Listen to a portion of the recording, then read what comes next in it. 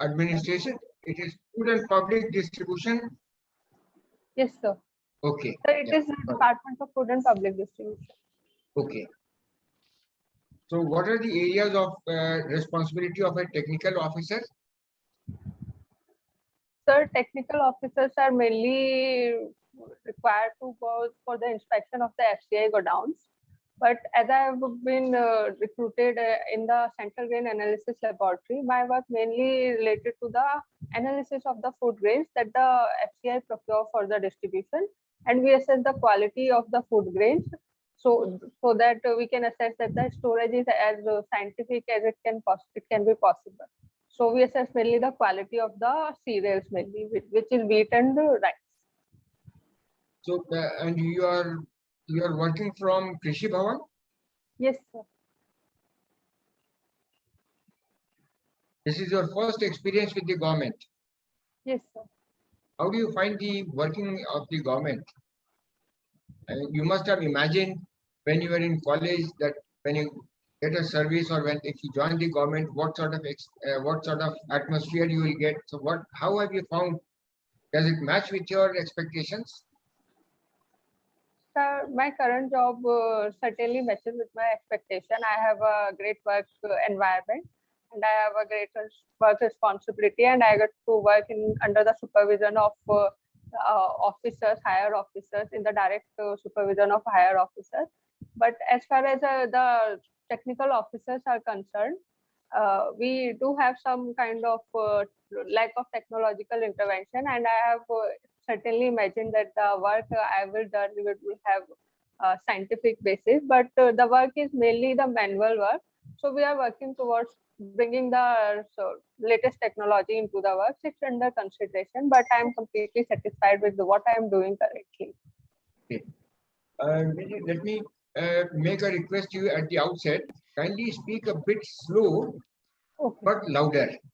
Okay. So it reaches the board, and because also the UPSC where you will be going for the interview, it has, I think, a larger hall. I mean, a larger room. Okay, sir. So you'll have to, okay.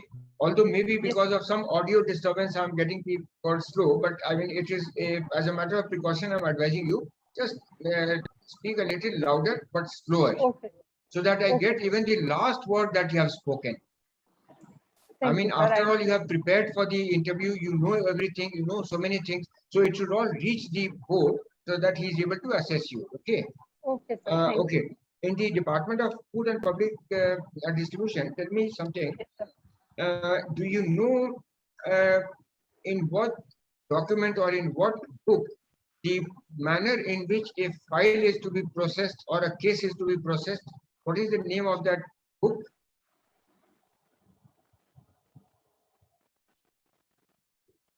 Sir, I'm not able to recall right. Okay, Nidhi, there's a manual. Now I'll give you a hint. It's a manual. So now what is that manual called? So we do have central services rules, which are being used in the services. See, central service rules are two sets of rules. One is this CCS conduct rules, 1964.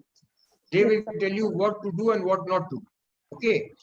But if you violate any of the provisions of these rules, then a person is hauled up or he is taken to task under the disciplinary rules. That is called the CCA rules, Control Central Civil Services Control Classification and Appeal Rules 1965.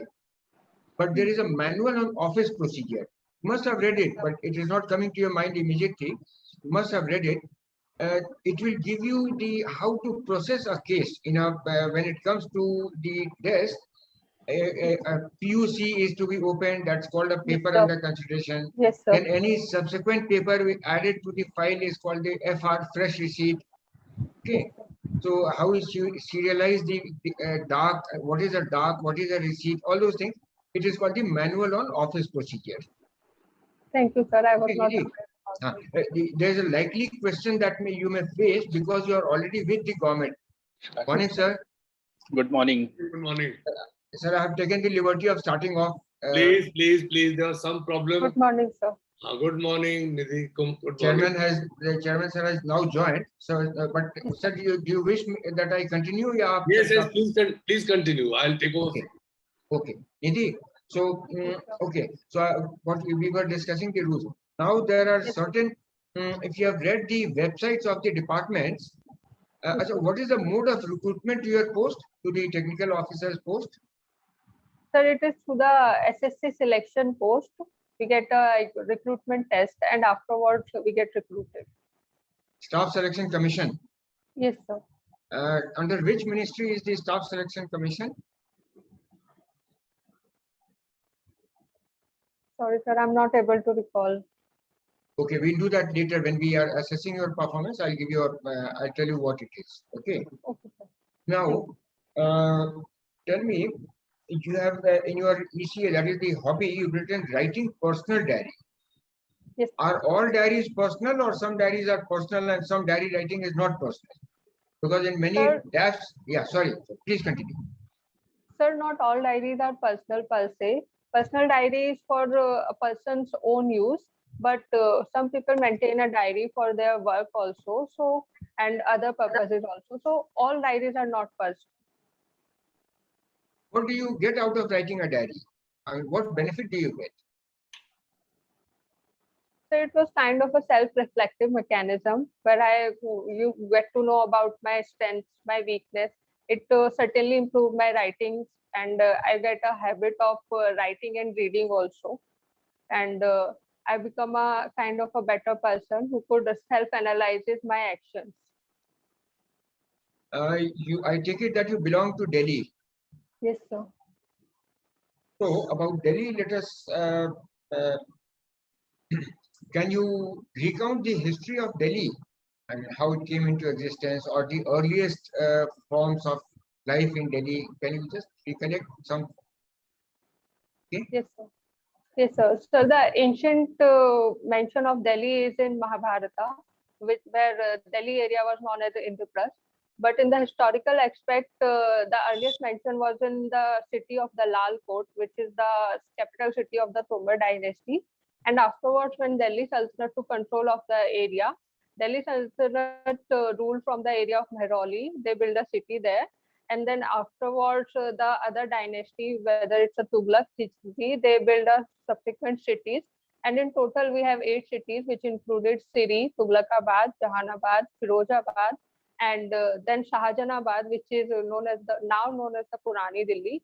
And in 1911, when Delhi was declared to be the capital of the British Empire, the Lutyens Delhi was established, which includes the New Delhi area. So Delhi has a rich history.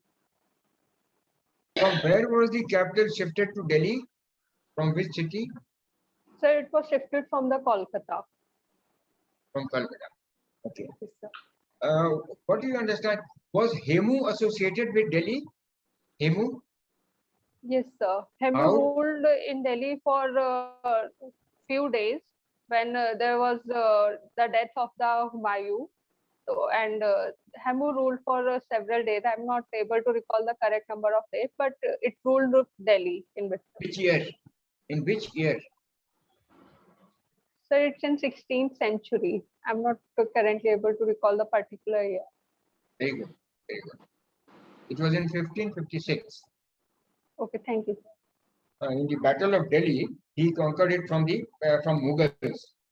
Yes, He was sir. the last Hindu emperor, in fact, but lost again in the second Battle of Panipat, and Yes, sir. he was executed. He was executed. Okay. Now, one or two questions, Nidhi, on sociology. Yes, sir. Do you think we are conforming to Max Weber's perception of bureaucracy? Yes, sir. I would say that Indian bureaucracy is in conformance with the Max Weber's concept of bureaucracy, where we have a hierarchical system. We have a generalist kind of bureaucracy, where a person gets promoted from one post to another and look after all the other aspects of the bureaucracy. We have certain incentives also, as Weber has defined for a bureaucrat. So we are in overall in conformance with the bureaucracy concept given by Max Weber. You've answered it very well. Okay. Nidhi, one or two more questions on sociology. Yes. The next question would be, what are the various methods of techniques of data collection? Just mention their names. So data collection can be done through case studies.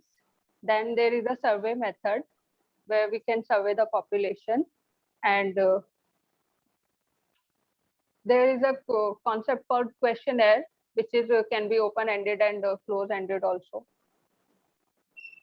So that's all I can recall right now. Okay, very good. That's good enough. Very well answered. Okay, I'll come back to Delhi on. Yes, sorry.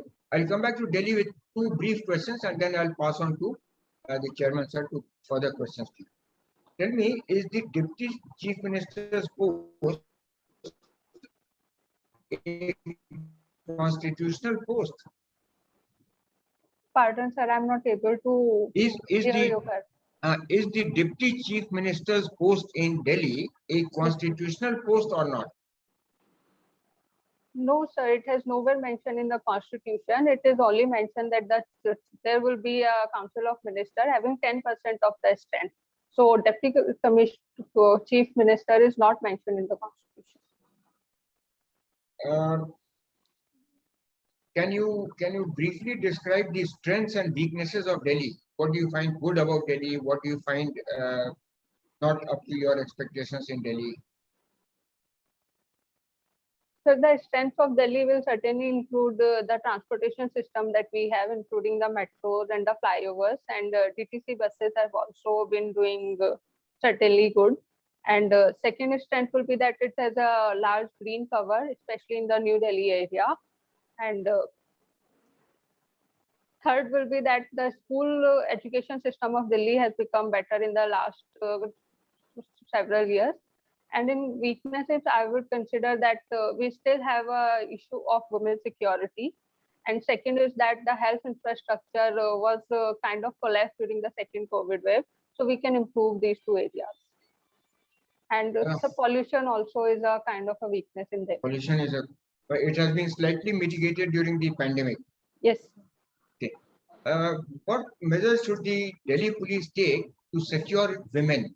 Girls going to school, going to colleges, and women going to their workplaces. Sir, not only the Delhi police, as we don't have that much of police force with that we can provide individual security guard to every police. So it is a society, as a society, we need to protect the women and girls. So I would say that society needs to be aware about gender sensitization should be there in the school level. As far as police is concerned, they do have a certain mechanism which includes a Himmat app, where a girl could just inform the police and the close contact with just a one tap about any taxi driver, or if any taxi driver is taking another route.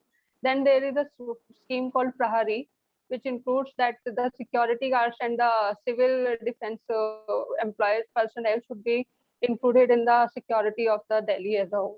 But I still consider that we cannot rely completely on the police for the security of the women, and we need to get better in the gender sensitization aspect. You're absolutely right. The police needs to be, I mean, the police are doing their duties, but the public has to, the society overall has to make the women comfortable. You're right, absolutely. My last two questions to you. One is again about Delhi. What are your views on the Central Vista project? Sir, as I have mentioned that the New Delhi was built during the years of 1911. So the buildings that we have, that's Parliament House, are certainly become old, and they have some security concern. So we do need a new Parliament House and other places. So I think it's a step in the right direction, because considering the population of the country, we certainly need the new Parliament House, and the other buildings also are not in a good condition, and they are also a heritage building, and we need to protect them as a heritage. So I think it's a step in the right direction. My last question to you. Sure. Let us put this on sociology. What did Hegel, on what points did Hegel differ from Karl Marx?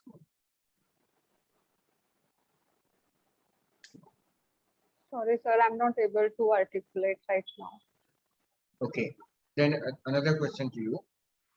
But you are aware of Karl Marx's theory? Yes, sir. On what mode, following which process would a society progress from one stage to another?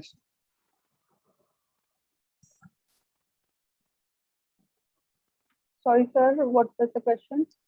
Following what process, by Yes, following sir. what process would a society progress from one stage to another? Sir, according to the Karl Marx, it is the mode of production that one society progress from the other. Whether it's a feudal society, slave society, or the capitalism, it is the mode of production Okay, in the thank you. society. Arvind, sir, Chairman, sir, please up.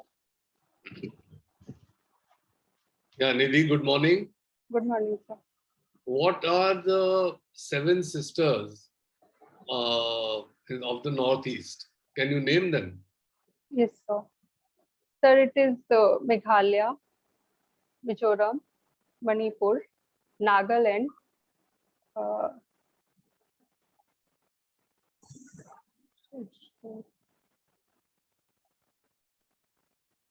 sir, I've missed, it's six, not six.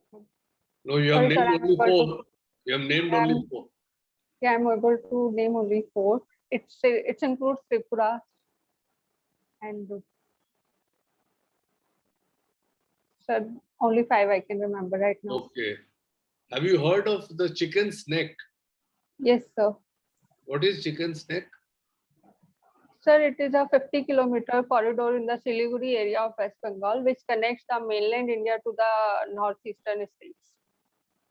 Okay.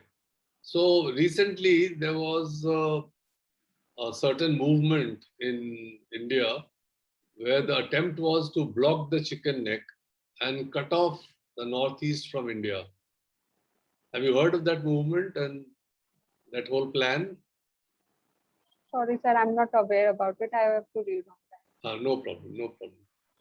Do you know what psephology is? Yes, sir. What is psephology? Sir, it is the study of the election pattern. So how does it help us in the development of our society? So when a person study the election pattern and the people's behavior during election, we were able to increase the voting percentage because we are in a better position to determine what drive the people to the polling stations and what are the areas that political parties need to have a say in order to bring the people in the election process. In whatever study you have done of history, which historical personality has influenced you the most? So it will be Mahatma Gandhi ji, because his aspect of non-violence, truthfulness was the areas where I think are relevant in the current context also. Now, how say Pakistan was to attack us, then can we meet that challenge with non-violence? So if any particular country attack the India, we do have a capability to retaliate with the full strength. But India as a country is also believe in the Mahatma Gandhi's ideas. So we do have bilateral initiatives where we try to avoid the war as far as it's possible. So I think it's possible if we follow the Mahatma Gandhi's idea. But if any country attack it, we have to retaliate with the full strength also. So then if we retaliate, will it be defiance of Mahatma Gandhi's principles of non-violence? No, sir. As far as my limited reading goes, Mahatma Gandhi ji also supported the British Empire during the World War. Because at the time of war, he do think that in case of a war, we need to give a full support to the nation who is trying to protect its men and the territory. Okay. Do you know where he was born? So it was in the Kathiawar region of the Gujarat area. But which town? So as far as I remember, it was Porbandar. I am not completely sure. Okay. Do you know about his stint in South Africa? Yes, sir. Under what circumstances did he go to South Africa? And what did he do? Sir, after becoming a lawyer, he went to South Africa for a case. But there he see black apartheid, where people of the color was being discriminated, and there was a particular incident at the place called, sir, I'm not able to pronunciate it right. It's called Pittsburgh something. I'm not able to pronunciate it. But there he was having a ticket of the coach where the upper class, or as they said, the white people were traveling, but he was being thrown out of the train, and that took the inner conscience of Mahatma Gandhi ji, and he took the belief that the apartheid should be removed, and he did so well in the for the rights of the black people and the Indian people in the South Africa afterwards. He started the Satyagraha there. He established, excuse me, 2 farms in South Africa. Have you heard of those farms? Yes, so. What were So they? one was in the Tolstoy farm, where he provided education and self-sufficiency to the people. The other farm names, sir, I'm not able. Sir, I think it was called Phoenix. I'm not able to. I'm not sure 100%, but I think it was Phoenix and the Tolstoy farm. Okay. Tell me something. On his return to India, Yes, sir. how did he begin his campaign against the British? So when Mahatma Gandhi ji returned India, he initially traveled all across the India to assess the ground situation and what are the areas that he need to take up. So he went to Champaran. He participated in the Ahmedabad Mail movement and give for social support. And then there was a Kheda Satyagraha also. What exactly was the issue in Champaran? So Champaran was the area where there was a indigo plantation, but due to the artificial dyes, there were the planters were moving towards the artificial dyes, and the sir, I'm not able to articulate right now, but it was related to the indigo plantation. Okay, doesn't matter. Doesn't matter. Tell me, how has Gandhi's ideas influenced our constitution? So Gandhiji's ideas can be seen in many parts of the constitution. First is the preamble, where we have the economic, social, and political justice. Then in the fundamental rights also, we inculcated Gandhiji's ideas in terms of freedom of speech and expression. And in the DPSP also, we have his ideas embedded. For example, we have village self-sufficiency in the DPSP. Then there is a article for ban on the mulching of the animals also. Have you heard of Mr. B.R. Ambedkar? Yes, sir. Why was his ideas different from Mahatma Gandhi's? And how? Sir, Dr. B.R. Ambedkar's idea was different with Gandhiji was mainly on the concept of the so-called lower class, where Gandhiji said that we don't need the annihilation of the caste, which was supported by the Ambedkar ji. So they differ in the how to reduce the caste discrimination. They differ on this concept, where Gandhiji said that the caste could be discriminated within the concept of the religion only, where he met the scheduled caste as the Harijan.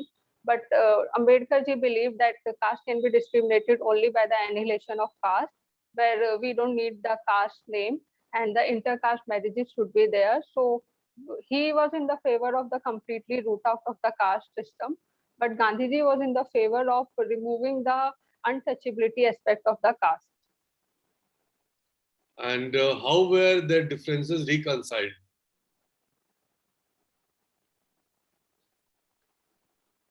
Sir, as far as legally it was concerned, they did sign a Pune Pact where Ambedkar ji coincided with his idea so that the separate electorate should not be there for the scheduled caste, as Gandhiji had a belief that if the separate electorate is provided for the scheduled caste, it will lead to a kind of complete dissociation of them from the society. Okay, thank you. Arvind ji? Yes. Thank you, sir. Good So, morning. good morning, Nitin. You were a student of chemistry. Yes, sir. You did honors in chemistry, then MSc in Yes, sir. chemistry, Yes, sir. but you chose to take sociology as an option, Yes, sir. not chemistry. Why so? Yes, sir. Sir, it was kind of a pragmatic decision that I have taken, because when I considered the sociology syllabus, I found that it is concise and can be covered in the 2-3 months of time, as I do not have much time because of my job. So I have some time constraint. And then when I considered the syllabus, it was have so many aspects of overlapping with the GS paper, which was not the case with the chemistry subject. So I took the sociology because of these reasons.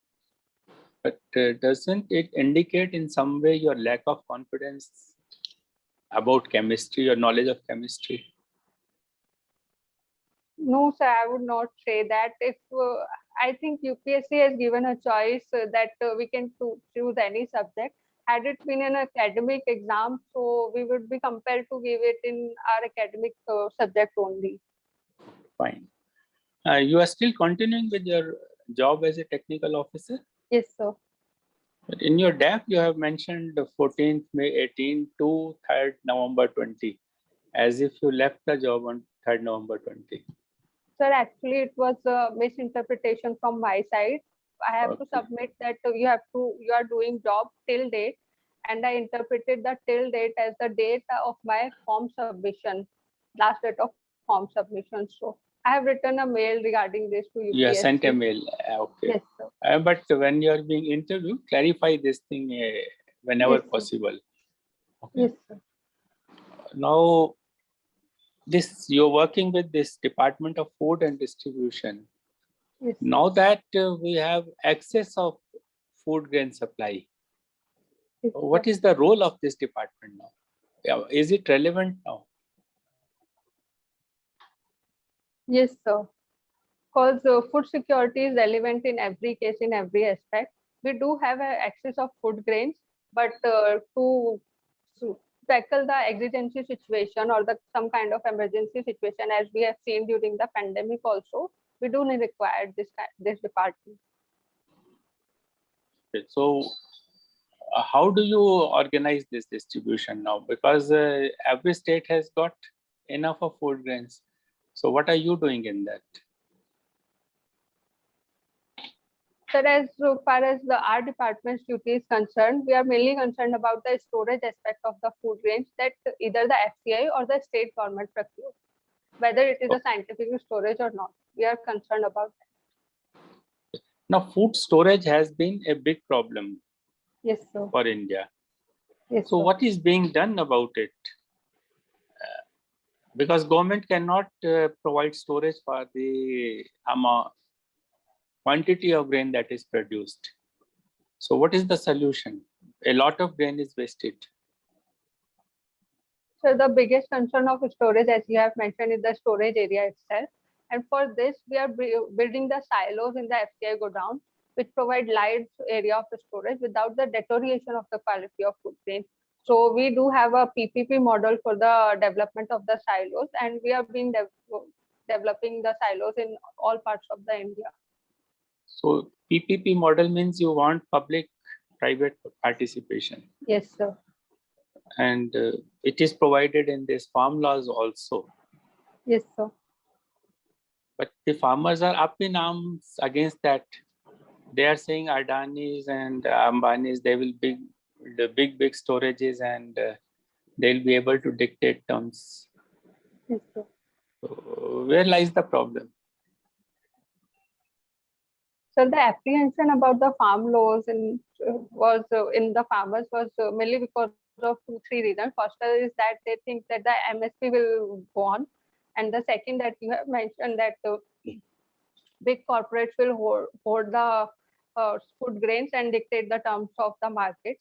But I would say that the farmers need to be aware about it, and as the farm laws are being passed by the parliament, they should be given a chance.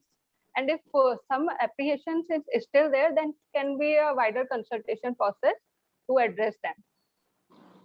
A little while ago, we were talking about caste system and the differences that Dr. Ambedkar and Gandhiji had on this. Yes. Now, do you think this reservation system has only aggravated this caste system rather than we would have been better off had we implemented the idea of Dr. Ambedkar to remove the caste system altogether? The caste system is deeply rooted in the Indian society, and it's not very easy. I would say it's very hard to completely root out the caste system from the Indian society. But the reservation aspect was due for the elimination of the caste system. But you have rightly mentioned that it instead has led to the perpetuation of the caste system. Because even after having reservation, we do have a caste discrimination going on, and there is ever increasing demand of reservation from the other section of the society also. Why did you opt out of IFS? So the kind of exposure I had from the childhood, I always wanted to work at the level of the policy implementation, and Indian Administrative Services would provide that, and I wanted to be in the country from at the ground level. Although IFS is a very prestigious job, and I would have loved to do that, but given a chance, I would like to serve within the country. So even if you are an IAS or in some other administrative service, civil service, and you are asked to serve abroad, yes, within that service itself, yes, so you won't be going then? Sir, as I said, it is a very prestigious job to represent the country. No, I'm not talking of world IFS arena. now. I'm not talking of IFS. Even as an IAS also, you may be asked to serve abroad. So what will be your response in that case? Sir, I would take any responsibility the government of India will provide me, and I will try to do with my 100% dedication and commitment.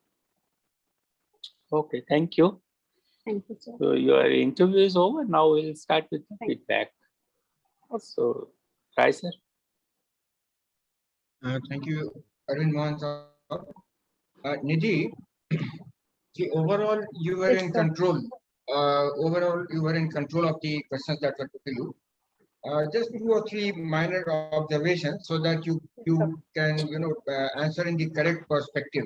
First, as I pointed out to you right at the outset, although we normally wait for the end of the interview, then we make. But I thought that let me, because you were speaking a bit low in volume and very quick in delivery. So I asked you, that is one, because the last few words of your sentences I could not make out. So I pointed out to you and you made some corrections, rightly so, but keep that in mind while you are at the interview board in the UPSC.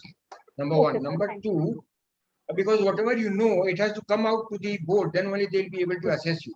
Your knowledge has to, that is one. Then about HEMU, you while listing out the events in history, HEMU's 1556 is an important, although you did say 16th century, that is good enough for me, but I mean, as a value addition, you can perhaps 1556, because there are 2 battles he fought. I think one was Battle of Delhi, and again, the second battle of Panipat, where he Yes, sir. lost and he was finally executed. So Yes, just in the sequence, if you can, he was the last Hindu emperor as well. Yes, sir. Then on your subject, Hegel and Marx. See, Yes, you when it comes to your subject, you can't afford to say that you don't know. Yeah, I okay, mean, sir. but you rightly did not make a guess. That would have been worse. I mean, it would have confounded the problem if you had just made a Yes, guess. sir. So you took the correct person by saying, but I will just suggest that you do some more reading in your own subject, Yes. because the board will take it will not take it very positively if you in your own subject you say I don't know. Then Okay, sir. then the Karl Marx's theory. Ideally, you should have either mentioned the word dialectic materialism or social conflict. Yes, That is sir. how the society progresses from one stage to another. You said the production, that is all right. I mean, but that comes about in a roundabout way, that the production Okay. goes up and there is surplus and there is conflict. But the word that is to be used, if you are given a brief, you just mention in a sentence, then that has to be either dialectic materialism or social conflict. Yes, Okay. sir. Then Yeah, okay, sir. or the you go through the manual, you need not go through the manual on office procedure, but just know the name of the book, because Yes, it sir. lists out the entire life of a receipt, how a paper comes to a government table or a government office, and how it Yes, sir. proceeds, how it is to be filed, how it is to be taken into the file by serializing it, and finally, what is the lifespan of a receipt? When is it to be recorded, weeded out, so to say? So just Okay. so if you get an opportunity, which you might, because you are working with the government, and there are not too many government officers who are going to the board, so they might be tempted to ask you, and most of them are government officers, so they would know the prakriya of it. So Okay, you sir. just keep yourself, and you'll get a good opportunity, to exhibit that you are working in the government and you know the entire functioning of the government. Okay, sir. Just read on the website of the DOPT and the Cabinet Secretariat the transaction of business rules and the allocation of business rules, under Okay. which provision of the rules are ministers administered the oath of secrecy by Okay. the President of India. Okay, that these things you should be very clear on this. Then Okay, on the IFS, Arvind Mansa will take a call on that, but let me just say, you said that policy implementation. Even in IFS, the foreign policy implementation is done by the IFS officers, by our foreign policy. So you can't say that you want to do policy implementation because you will be trapped on that. Even IFS officers will be doing foreign policy implementation of policy, but on the foreign policy implementation. yes, sir. My suggestion to you, Nidhi, is that before you begin to uh, respond to a question, give it some time. See, on some of the questions, I finally saw that you did know the answer, but you quickly took to responding and then you missed out. So if you take about 5, 6, 7 seconds, you might perhaps get the correct answer, and most of it you knew. Having reached this level after prelims and after mains, it is not that you would not know the answer to a question, especially on your subject. So give it some time before you respond. Okay. Okay. Otherwise, Okay, your sir. Thank answers were all the best, Thank Nidhi.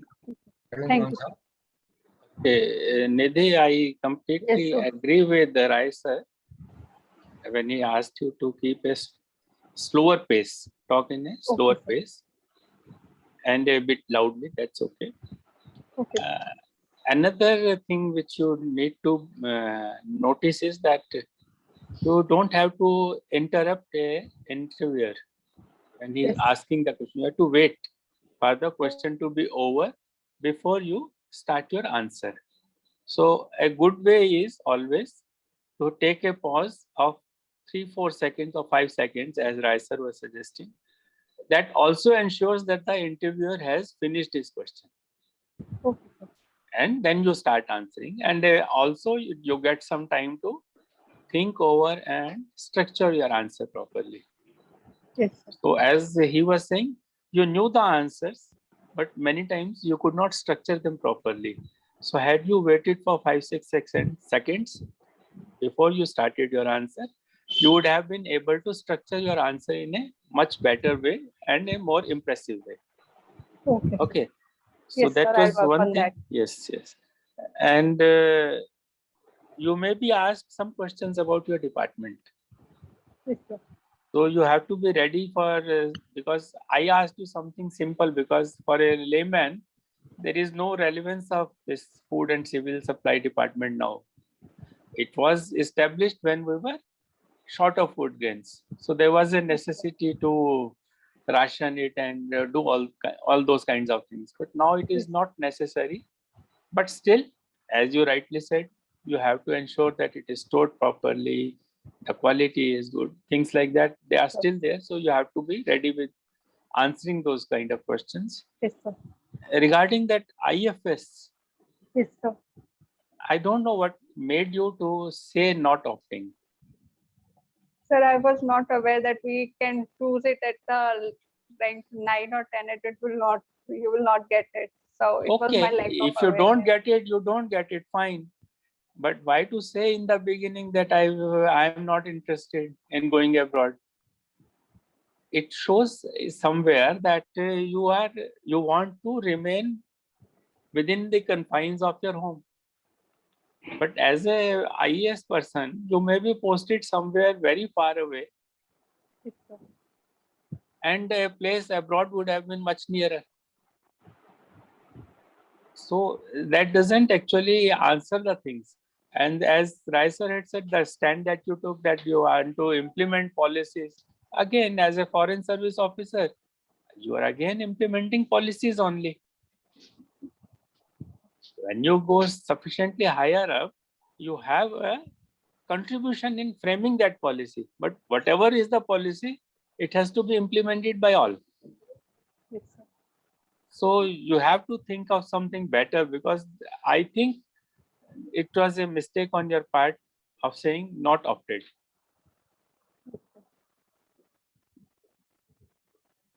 Fine. So Chairman Saab will sum it up. Thank you, sir. Thank you, Arvindji. So Nidhi, first of all, Yes, sir. I would ask you to make an assessment of your own performance in today's mock interview. How do you rate your performance on a scale of 10? So I would say it's around 6 because there was some easy answer that easy question that I could have answered well, as sir have mentioned regarding the sociology, and I missed on that. So I think I need to work on that. Yes, and the impression one got was that most of the answers that you gave were not out of deep knowledge or deep reading on the subject. And certain mistakes that you committed were quite unpardonable. For instance, a person who is appearing in an IAS interview, not to know what the seven sisters of the Northeast are, and also your knowledge on Mahatma Gandhi, which railway station he was thrown out of the railway bogie. You said some burg, Pittsburgh or something. So it shows that you know vaguely, but your knowledge is vague. Your knowledge is, if I may use a strong word, superficial. So you should try to, at least in a few answers of yours, you have to show some depth and some analytical thought and response. So presently you need to brush up on your knowledge a little more. And whatever you know, you should know in great depth with all the details, right? Mahatma Gandhi, of course, you will have to read a lot, know all the details, the names. For instance, Champaran, you said some artificial dye, something you said. You do not know that it was against indigo plantation and Tinkatia system. So if you know a little more, and if you can use those terms, the interviewer will get the impression that whatever you know in great depth, right? Yes, sir. Now, this is about your question, your knowledge base, and your answering other things. About your dress, what are you planning to wear on the final day? Sir, I'm planning to wear a sari. Yes, a sober color sari. Yes, sir. Yeah, preferably a cotton sari, handloom sari. Yeah, and even the border should not be very flashy. Keep your back straight when you are answering. Right now, because you're facing a camera, so I don't fault you on that. Otherwise, with a little bit of preparation, when is your interview? Sir, it's on 11th of August. Oh, so there's not much time left. So, but this is nothing to lose heart. You prepare as much as you can and go with confidence. Your personality, your presence, your poise, uh, your level of confidence, they're all quite admirable. There's nothing wrong with them. And so just with a little bit of brushing up and understanding this point that whatever little I know, I should know in great depth and not show superficial knowledge of it. This is the main shortcoming that we noticed in your performance today. Otherwise, you are absolutely fine. Okay? Thank you, sir. So we wish you all the best. Do you have any questions to ask? Sir, regarding the IFS, actually, I was not aware that it will cause this kind of impression of not opting. So, sir, what should be my stand regarding that? Why should I have not opted for this? I think it is better to be honest and you say, sir, I opted out because I could not do enough research and so I think it was an error on my part. I should not have opted out of the foreign service. Okay, so it's Yes, better sir. to be honest because there cannot be any explanation. Yes, You sir. cannot say that no, I don't want to go very far from my house. Maybe you get a cadre in which you are posted in say Chennai. That's not close to your cadre. Yes. Okay, so to your home. So this is a very childish kind of explanation. So you better be honest about it and just admit that it was a act of it was a misjudgment on my part. I did not do enough research, and so it was an act of omission. It's best to do that. Okay. Okay, sir. Sir, I would agree with this because the other stand that Nidhi took was I could have put it at 9 or 10. That would have been worse. I mean, admitting that now before the board would be worse. So, honest. So if you that would be a fatal blunder.